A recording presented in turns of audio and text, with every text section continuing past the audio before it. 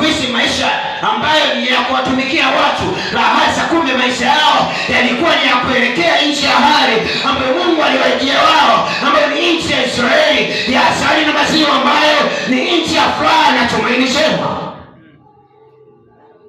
Bwana asifiwe. Bwana asifiwe.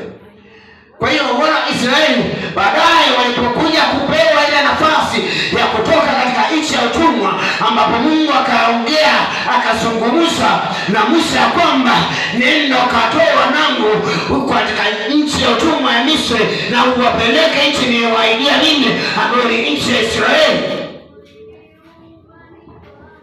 Sio kwamba Farao yeye alikuwa anapenda watoke, kwa sababu alikuwa anapata baadhi ya vitu kutoka kwao. Maana walikuwa wanafanya kazi ambazo zilikuwa zinamfaidisha yeye, lakini wao walikuwa wanafanya kazi kama watumwa.